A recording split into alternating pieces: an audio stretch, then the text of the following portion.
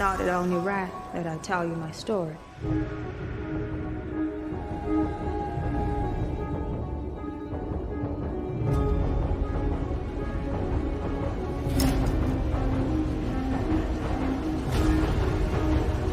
Maybe this ain't the start of things, but the end.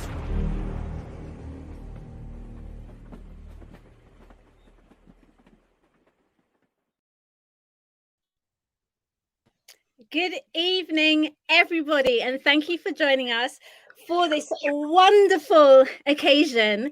We are joined this evening by Barry Jenkins, acclaimed Oscar-winning film director. You know him perhaps better for Moonlight, but he's just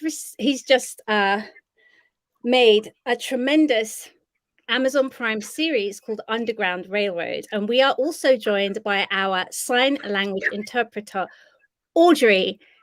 I'm so excited. I'm a little bit traumatized, but I'm very excited. So please, can we bring Mr. Barry Jenkins to the stage? Hey, Barry. So I was saying behind the scenes to Barry that I'm a hurricane and that he's a Seminole. And so some of you know that I went to college in Miami, and Barry's from Miami. Yep, and those two teams do not get along well. No, but I'm still a fan of yours, though. I can definitely let that go. But I feel like, Barry, somebody needs to say sorry. I feel like I watched all 10 episodes, and I felt like I had such a range of emotions. I couldn't contain myself. At some points I was drinking wine. Other points I was burning candles. I was chanting to the east. I was chanting Psalms 109. In a way to connect, it made me want to have this deep driving desire to connect. Was that your intention? I think that when you make art, you do hope it moves people to experience a range of emotions. Whether that was my intention specifically to drive you to candle and wine, I can't say. But everything you said sounds like you watched the show. Whether that was my intent, I can't say. You know, I wanted to tell this story and honor my ancestors and create something that would inspire people to think and maybe even to act. In an interview I read, you said that you didn't want to look at your ancestors with shame. You wanted to be able to look at them with pride and not horror. And I'm still horrified. So is that the difference between us, that you've reached a kind of reckoning and perhaps I haven't? Like, I understand intellectually what slavery was. I understand that I'm a descendant of the people that were documented. There's the stories that you documented, but I felt so connected. Of course, there's a sense of pride because we survived, and really, we were not meant to, right? But how is it that I still feel the horror and you don't? I don't know. I think it's one, it comes down to the individual, and I think it comes down to context as well. You know, I think we can't change the fact of what happened. We can't change the fact of the past. It's almost in this way when people talk about generational trauma.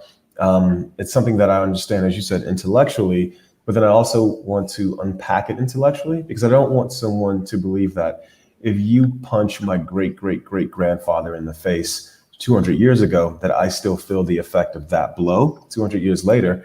It's more to the point that every generation, your descendants are repeatedly punching my descendants or my ancestors in the face. And so in that way, I think I can sort of, because I can't change the fact of the horrors of what happened, not to distance myself from it, but I can recontextualize it. You know, yes, that thing was horrific. And then, as you said, but look at all that's come after it. You know, look at what my ancestors endured and what they created, you know, in the fact of you and I having this conversation. And so in that way, seeing these images, it doesn't horrify me. If anything, what's horrific to me about it is seeing very clearly the systematic choice to enact these punishments, the systematic choice to dehumanize my ancestors. That side of it is still horrific to me. But the other side of it, again, anything having to do with my ancestors and their agency and what they did, that doesn't horrify me at all. So when I saw you raise your eyebrows when I said, I feel like you need to say sorry to me. Yeah, I did. I did raise my eyebrows. I did. Well, only because. Well, I'm gonna let you. I'm gonna let you finish. I'm gonna let you finish. So I'm here and I'm just like, oh my God, like this is really hard for me. And of course I enjoyed, it was a very deliberate film. There was nothing there that wasn't by choice. Everything there, it works on so many contextual levels. And I still felt, no, man, Barry, now I have to go and reach out to my more soulful sister than me and ask her about ancestral wound healing now.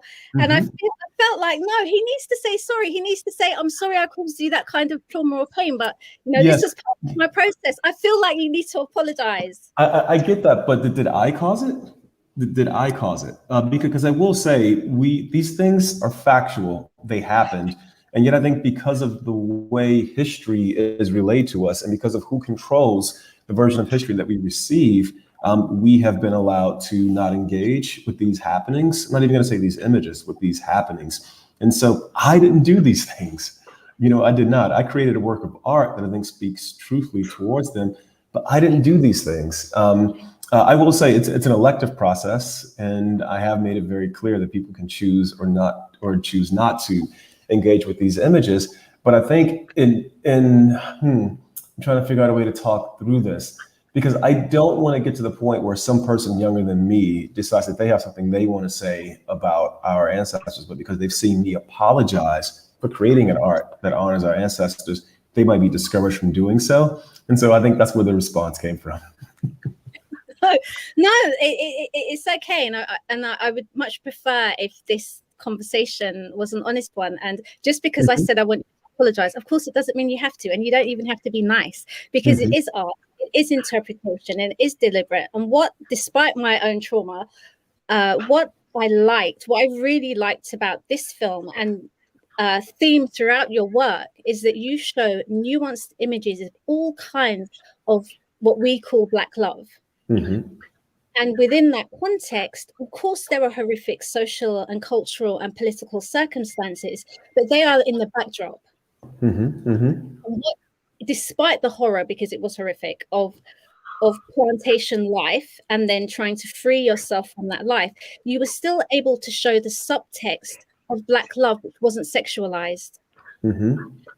The beauty of how we love and how we connect and how we care, not just across generations, but across universes, across spiritual planes, across. It was such a spiritual film. Yeah, and Nadine, and I think that's where my reaction comes from. Only 1.5 of the 10 episodes take place on a plantation, and yet that imagery is so loud that it overwhelms all the other really lovely things that you're talking about right now. The love between Caesar and Cora is magnificent. The idea that we can create a story about our ancestors that's set during the time of chattel slavery, and there is a moment where this angel, as the poet says, comes down from the heavens and reappears just to reaffirm to this woman that she is worth loving. To house that within this story, I think is very affirming and very positive and powerful in a certain degree. And I think housing that in a world where we also speak the truth of what our ancestors went through. I just remember growing up and being very clear that my ancestors were very simple people who had a very simple amount of human experience.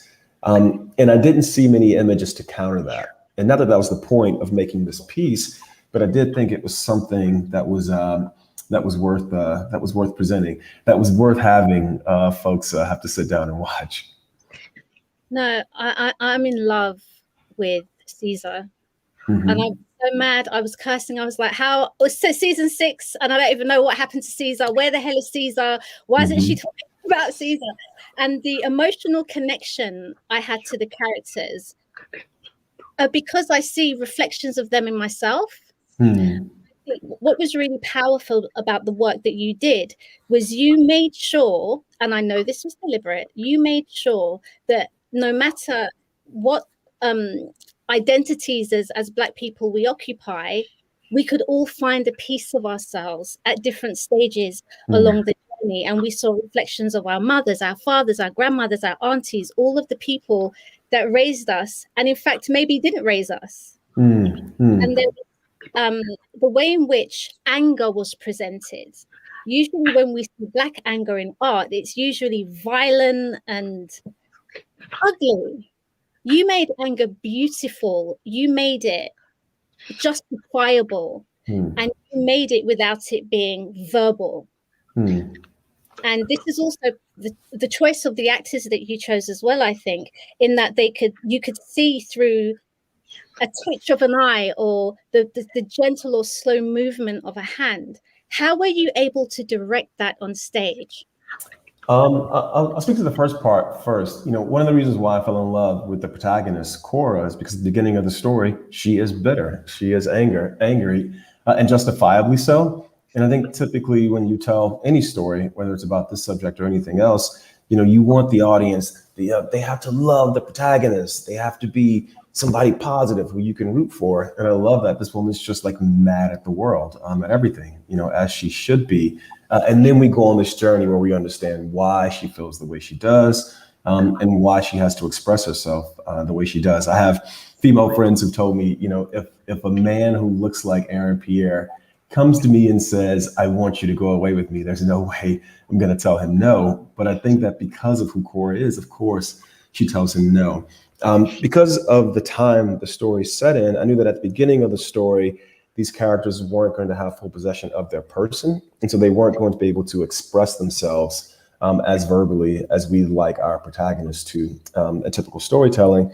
So it was important to find people who could communicate with their bodies, with their eyes, especially with Cora, just with her shoulders sometimes. You can really understand how she's feeling and how she's responding to the situation. And then when we're out there working, it's really just about, I always tell the actors that I'm not going to direct them for the first take.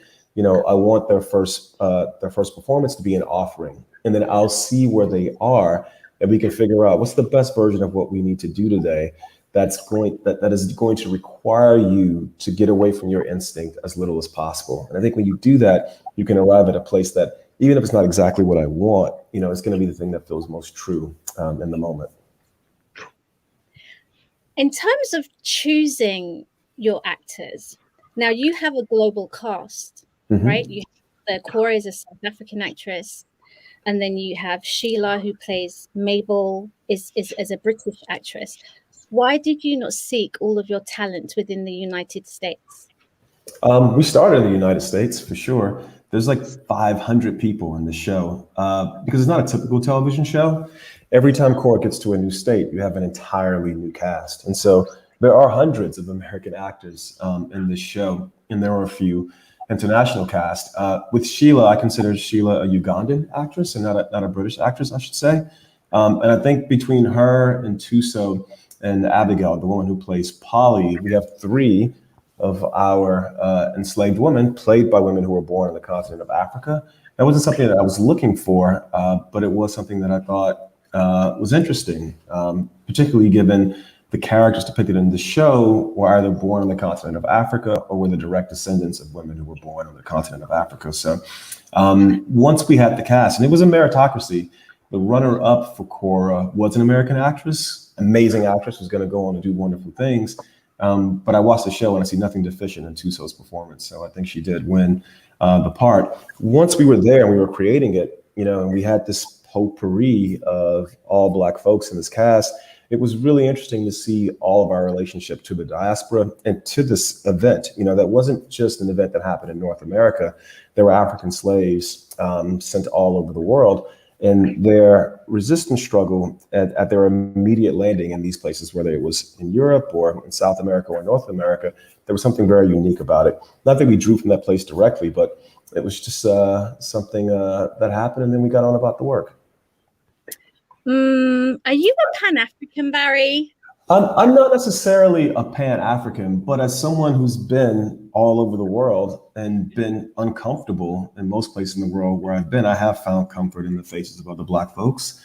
I think there's something very, not spiritual, but there's something very unique about being Black on this planet, something very singular about it. And I do think if you drew up a Google map and, and you sort of did a blue line to all these places, or from all these places where we live now to where our DNA or our ancestors came from, it's going to end up somewhere on the continent. I'm not anti-Pan-African, that's for sure. And trust me, money-wise, I would have loved if every actor in this show was from the United States of America. It would have meant I got a few more things up on the screen than I did in the end. Okay. Would you, in my experience in Miami, I found that most of the people that are native Miamians have descendants from Bahamas. Do you have any descendants from Bahamas? I do actually, not directly though, not directly. My family tree is very complicated. My mom was born and raised in South Carolina, but then she migrated down to Miami and she was taken into the home of a woman, Miss Minerva Hall, who was Bahamian. And it's interesting because, between my most close relationship with folks from the islands are the Bahamas and Haiti. And there are these certain rituals that I think inspired some of the things that we do in the show, especially in the first and last episodes. So yeah, Bahamas. That's a deep dive. Nobody's mentioned that to me before.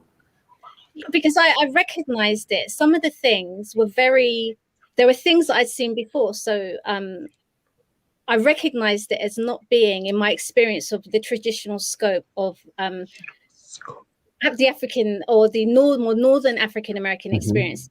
There were very specific things that happen in Florida in those sorts of communities. And I was like, that's interesting. I wonder if he might be Bahamian, maybe Haitian. I wasn't sure. So I always deep dive, Barry. Yeah. My grandma was Bahamian and she had certain rituals that we did carry over into the show. I think it's important to, this shit's hard, man. I think you have to make it as personal as you can. And so, there's a few of those things way at the margins that did make themselves in. Very astute observation, Ms. Drummond. Thank you so much, Mr. Jenkins. I'm going to dive a little deeper now. Cool. With the regard, I really enjoyed the way there was balance in the series, right?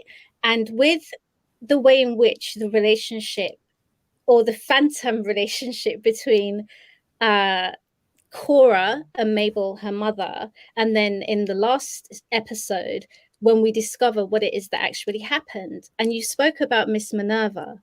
And I could be wrong because this is what's been reported. And so forgive me if it's not accurate, that Miss Minerva raised your mother and in part raised you as well. So how is your relationship with the women that raised you? How does that manifest itself in the series? In this series, for the most direct way it manifested itself was I didn't understand why my mother had abandoned me when I was a child. I didn't understand it. And one of the really lovely things that happened in reading Colston's book is you get to the end and you learn, you're with Cora the whole time and you're like, yes, I get it. She hates her mom. She was abandoned, all these different things. And then you learn the story of what actually happened with her mother. I had a very similar ordeal where I didn't learn the truth of my mother's life for the first 20 years of my life until I was maybe 24, 25. And so I didn't have the biography to fill in this cavity, this sense of abandonment. I think because of that, the sense of abandonment was allowed to just grow and fester and metastasize. And this idea of not understanding the sacrifices that our mothers make for us, especially given the conditions they are forced to deal with. I'm not comparing the epidemic of crack cocaine in the 1980s to the condition of American slavery. And yet here were these women dealing with these incredibly difficult things that had nothing to do with them personally. It was just the condition they were born into. And so I understood that relationship immediately. And for me, the most important thing I had to do in the show, and maybe it was for the audience, but maybe it was for me, I didn't want anyone to watch this show and believe anything other than that these Black women did everything they could to protect their children, everything. And so this chapter of Mabel was the most important one for me to get right, because I knew Cora was going to feel justified in feeling abandoned and feel justified in her bitterness and anger towards her mother. And so for 9 hours, this is all you know. I love this main character, and because of that, I hate her mother. And then you need to get, just in 30 minutes, you have to really understand this is what this Black woman was dealing with. Not even the weight of the universe was on her shoulder, and she carried it all until she couldn't. It was super important because that was how I felt about my own mom. So would you say that the ode or the message, particularly within in the last episode, that you in the same way that you could say Cora comes to terms with it, that you came to terms with that in your own life, and you use that as a way to share with everybody else that may have felt abandoned or may have issues of maybe generational trauma around their parenting, the way they were parented or not parented? How would you say that was your? It felt like a gift. I felt like it felt like a gift. As a Black woman, it felt like a gift. Yeah, as an artist, I can never say that I'm gifting anything. I think that would place too much. It would give me too much credit. I think it was something that I was hoping for. And when you make these things, you're kind of figuring it out as you go. I knew that I wanted Cora to come to terms and to understand what it would have been like to have been her mother by creating the character of Grace. By having her go back from Mali. She's breaking the cycle of abandonment. Just through living it, she's breaking it. And then when she gets to the end, it's interesting because we were talking about the Bahamas and the okra seeds was something that my grandma used to love. My grandma used to always make okra. And I'll be honest, I hated it because it was so slimy. And I didn't know the history of it. And in making the show, I learned the history of it. And it's interesting, and now I'm going to spoil for anybody who hasn't watched the whole show. I was doing an interview where someone's like, and then she buries the seeds. And I was like, does she bury them or does she plant them? Because someone else is going to come out of that tunnel behind her, and they're going to look around, and there's going to be a little bit of sustenance there, just this little bit. Because here's this thing that came from the continent to the Bahamas, to Haiti, to Jamaica, to Miami, to Georgia. And like my man says, no matter how dry, this is always going to grow. And so I think that little thing, I can't say it's a gift to the audience. I think it was a gift to myself because, this was such a hard journey for me to go through as a human being, just this, and I'm still going through it with my mother. And then making this show was, oh my goodness, even harder. I'm looking in the audience chat box over here. There's some really deep questions, man. People are watching the show now. I got to answer for some of this shit. And so this little bit of something, I think it was an offering to me. And if it feels like a gift to the audience too, that's even better. I think that's amazing. One of the things, and this speaks to one of the questions we've been asked as well, is you gave a voice to everybody, and this included the Indigenous Americans or the Native Americans.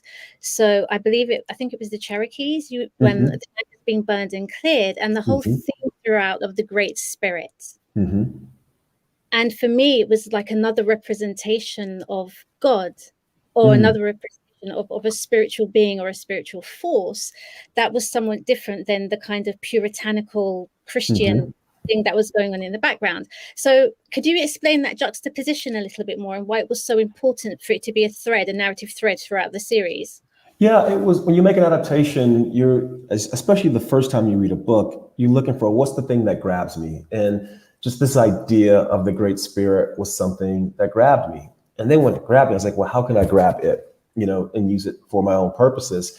I'm glad you mentioned the Native Americans, the Indigenous Americans. We only mentioned them in voice. I didn't think the show was big enough to contain that story as well. To be honest, there's an entire 10-episode series that's just about the Native American experience of the colonization of America. But I did want to mention them in voice because in the book, the Great Spirit is something that's actually attributed to Native Americans. I think Colson writes that Ridgway's father is quoting a friend of his who's talking about the Great Spirit that the Native Americans, or the Indians as they refer to them, are always talking about. And what it felt like to me was this thing, as you said, this spirituality, this essence that in some ways these folks, these colonizers, can't see in themselves, but they can see in everyone around them, particularly for Ridgway Sr. and these black folks, as he says, in the red man, all this other stuff. The son realizes the father doesn't see it in him. And so he decides that it cannot exist and that he must vanquish it. I thought there was something really potent about that, because not that I'm trying to understand these folks, but I do think it's just so shocking and horrific that every time these colonizers appear, they must find a way to destroy the essence, the spirit of everything indigenous to the lands that they are occupying. And so it felt like something worth exploring. There's a question in the chat box about the Great Spirit in Fanny Briggs chapters. Can Barry speak about the character stories in those chapters? With the Great Spirit, it's interesting. Nobody's asked me about this yet, but the character Ridgway in the Great Spirit episode is probably the same age that Cora is in the main episode, in the main story. They're basically the same age. Look at how different their lives are. Look at how different the choices they are allowed to make are. I thought there was something really interesting about that. I'm not interested in just depicting evil. I kind of want to understand and excavate, how it forms, what's at the foundation of it. And I think you'd assume this guy grew up in a world that is just completely horrific, and his dad was an asshole and he was getting beat up all the time. And it's like, no, it was a very loving place and he chose darkness. With Fanny Briggs, as I explained before, the character Grace doesn't exist in the book, but I wanted Cora to, through the process of mothering, learn this notion of sacrifice demanded of a mother, so she can maybe understand in some way the choices her mother had to make. And then I created the character, and I knew she couldn't go on. And so narratively, storytelling wise, maybe it doesn't make sense to have a 20-minute chapter that stops your main story to talk about a character invented. And yet I personally felt like I could not leave this young Black child behind. And so we had to go back and make it clear to the audience that this bit of light, this bit of hope, just the life force of Fanny Briggs did survive. And so that was the choice for those two chapters. So it was a very long answer, Nadine, to a very simple question. I apologize. That's okay. I have another question. So you said that you felt that you needed to go back for this Black child, but there was also a scene that you left out as well, which was singing. So when we hear Cora singing to the beautiful Black child, when I read that you had left this scene, I was like, wow, I would love to have seen that scene, because then it would continue with the echoes. What was the reason? And this will answer another. This will answer another question from the audience. When you're given freedom from Amazon Plan B, where there are a lot of notes, this was total freedom. Partly because we had to work so fast. I was just creating, as we went. The okra seeds weren't in the script. I was just creating as we went. Caesar in the first Indiana episode was not in the script. It was 2 days before, and I'm losing the actor. I have to find a way. I haven't utilized him well enough. So there was total freedom. In that freedom, there was a way to maybe, that scene was lovely because it was lovely. So if you've seen the whole show, Cora sings a song to Grace while they're in the bathtub. And then later, right after Mabel is in the swamp, she sits down on a log and she sings the same song. And so you realize Cora is singing to Grace the song that Mabel sang to her. That's lovely. It's really, really lovely. But it's kind of lovely for lovely's sake. And so I felt like, this is too much. This is too much. I don't think we need this. And so, yes, I decided to edit those bits out. Tough choices, because I do think for a show that's as forthright as ours, maybe we could use a bit more of these lighter, brighter moments. And yet those moments felt like they broke the contract of what the world for the characters actually were. And so I did not include those moments, but we did film them. Well, Man, you did a deep dive, bro. Nobody's asked me about that. Play. So we'll just go to another question. Somebody's saying that in the book it seems that Cora is more headstrong and surly, and she feels like it's been lost in the series. How do you feel about that? I think that's a function of being able to read the interior voice of the character on the page and not having access to that interior voice when you're watching a show. Caesar comes and asks her to go away with him. She says very much, you listen here, Caesar, one thing you got to know about me, I ain't nobody's good luck. When the little boy is being beaten, she jumps right on top of him. Even when Caesar says, I'm not supposed to be here, she says, but I am. And in Tennessee, when he starts telling the story of finding her, she says, and so it was luck. And all over this land, he talk about Arnold Ridgway having some kind of divine gift. She's very sassy, but she has to choose her moments, as someone in this time would have to choose their moments. So we tried to have fidelity to the condition of the time the character was living in. There were places and times and spaces where even voicing yourself externally could mean death. And so I do think within context, Cora is still extremely surly and headstrong. And I will say what she gets to do in the next to last episode in our show, she doesn't get to do in the book. So she gets to even externalize that surliness. But there's a difference being able to read what she's saying inside her head, which can be very aggressive and can be very expressive, and being limited to what she can externalize on screen. Although I do think there's quite a bit of anger in her eyes. But she's a survivalist, and so she has to keep that interior voice in check when you're watching a show. I made a list of all of the quotes in all of the episodes that I liked and that touched me, and I wanted to see if they resonated generally with yours. So the one that nearly made me cry was, "Be strong, saith my heart, I am a soldier."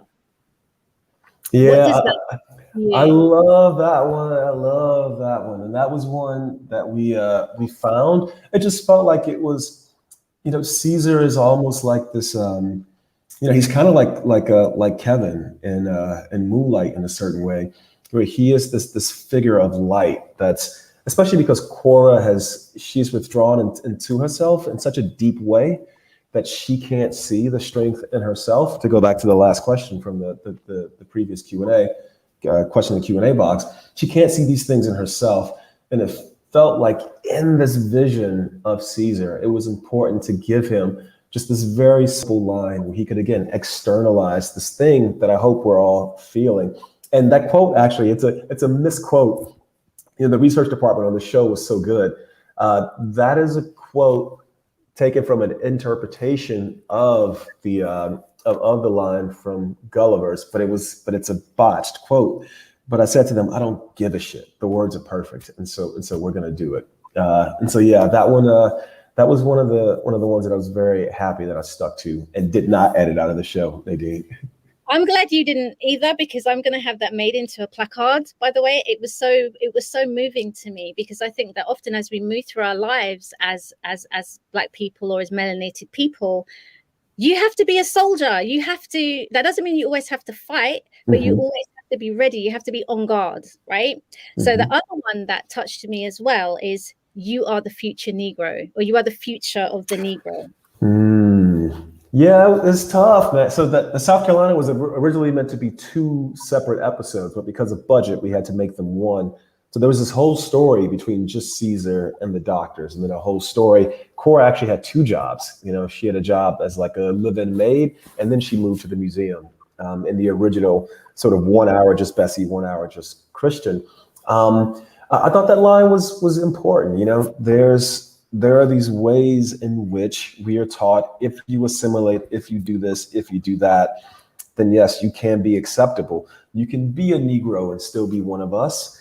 And because we had cast Aaron, and I asked his permission that it was okay to write some of these lines, because the one that follows that is, he says, the war within your eyes shows itself. Which I asked Aaron if it was okay to have the doctor character say that to him, because I didn't want anybody in the making of the show to be devoured by the making of it. And yeah, it was a friend of mine. A friend of mine wrote a text to me about the South Carolina episode. She said, "South Carolina is a world I recognize everywhere we go around the world. Conditional acceptance, hidden controls." And I think that's what that line is about. Perfect. And this was the one when the runaway that was with Cora, who was from Florida, I loved him. And he says, "We're crawling in a bowl of ashes. What's left when it's all gone?"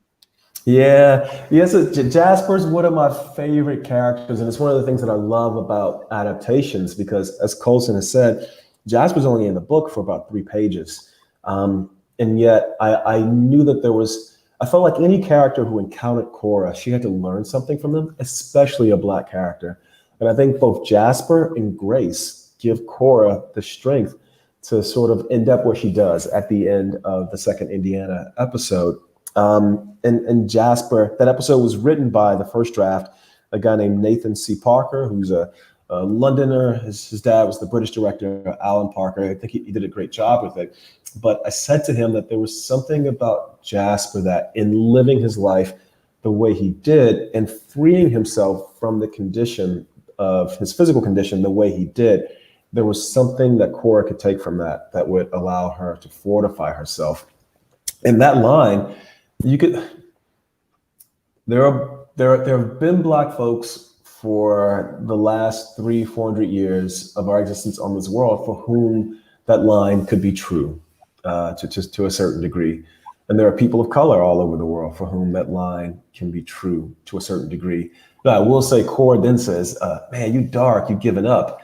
And he says, I ain't giving up, I'm free.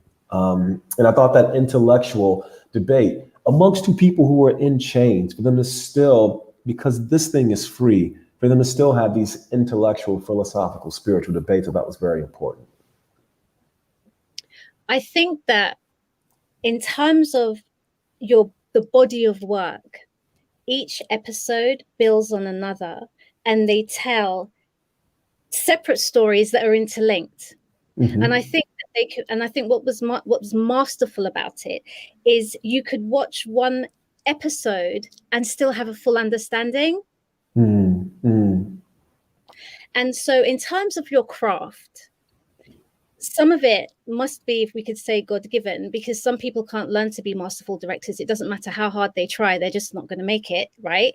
So what would you say to a young person who has a desire, not necessarily to follow in your footsteps as Barry Jenkins, but to be a storyteller and tell stories in this kind of way?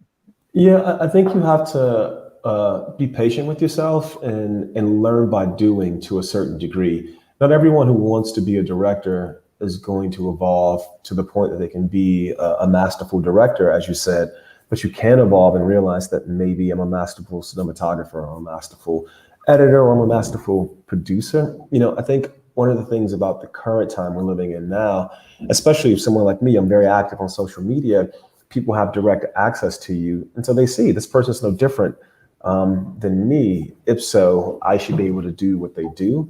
And I think sometimes we have to be open to finding, what our calling is through the process of exploring. And so I think exploration is key, and being open to allowing yourself to see the space that it is for you to explore, to see the artist that it is for you to become. I had no idea that I would go on to make things that are in the way that I make them. I first went to film school just as a joke almost. And once I was there, I thought I'd be a screenwriter. But at the program I was at, you had to direct. And just through the process of directing, which I wasn't good at immediately, hell, I might not even be good at it now, depending on what people think of the show. It wasn't that I was good at it immediately, but I was in love with it, And I kind of divorced myself from being good at it and just was concerned with this idea of staying in love with it. And I think through that process, I've somehow gotten better and better and better. And by better, I just mean I've gotten more secure, in what I'm doing. And so I don't know that any decision I'm making is always the right decision. I just know that it's the true decision that I want to make as far as directorial choices or storytelling choices. And somehow that has always led me to a place where I can create something and feel like, okay, that is the thing I set out to create. To go to the person who asked the question of how involved were Amazon and Plan B, did I get a lot of notes? It's like, no, I mean, not really. Because there's no intellectual way I'm doing what I'm doing. I'm kind of just out there doing it. So I would say be open. Don't be beholden to becoming exactly what you feel like you were meant to be.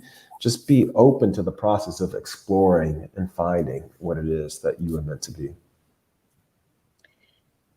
How do you balance that though? So I understand that we're to be open to the experience, but in terms of you as Barry Jenkins, how do you balance? Because you're clearly a feeling person, and we experience that through your art. That's what you show us. So in terms of what's happening in the United States and globally around the Black Lives Matter movement, how did that, if at all, impact your work or impact your process?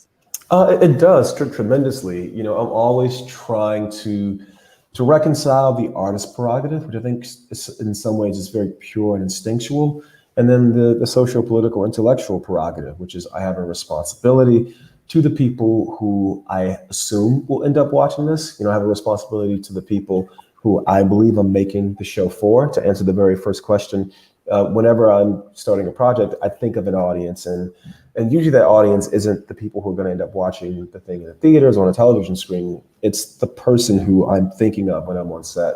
In this case, it was people like Booker T. Washington and W.B. Du Bois and the ancestors. It really was.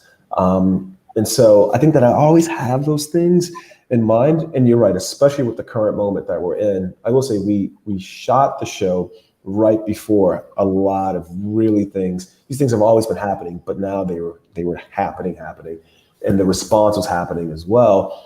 And it was one of those things where I was really proud of some of the choices that we had made. For example, after the first episode, most of the trauma that you experience after that, instead of it being shown, it's told.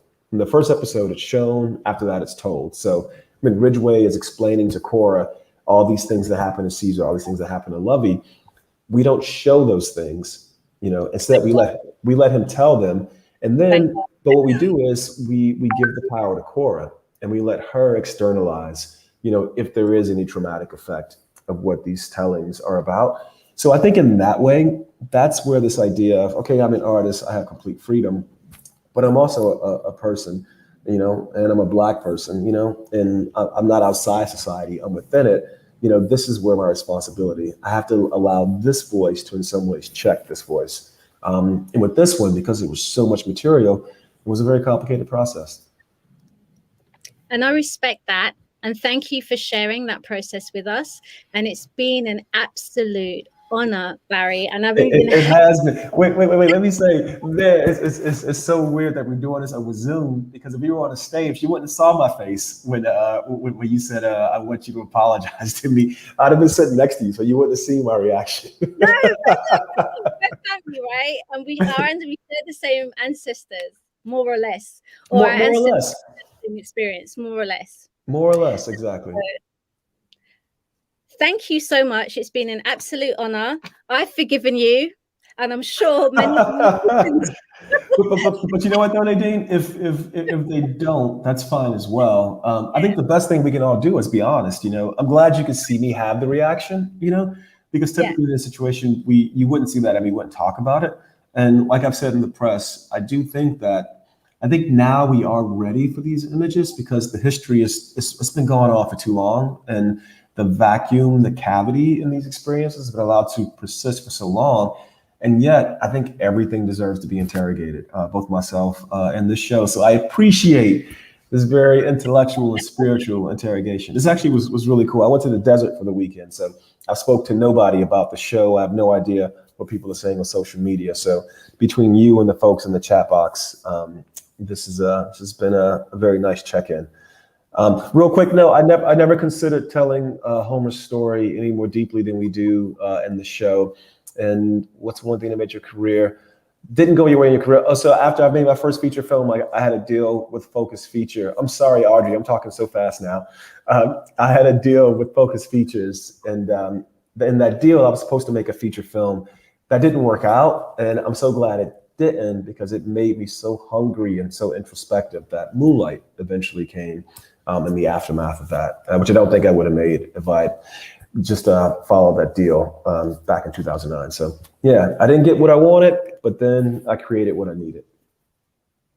And that's wonderful. Thank you so much. And this amazing exploration with Mr. Barry Jenkins has been brought to you by the Black Cultural Archives and TGRG. Thank you so much for your time, and thank you so much for sharing yourself with us, because I felt that we got to know you a little bit better, not just understand your process, but understand how much you love us. And we appreciate your love. Thank you so much. Thank you, Nadine. It's been a pleasure.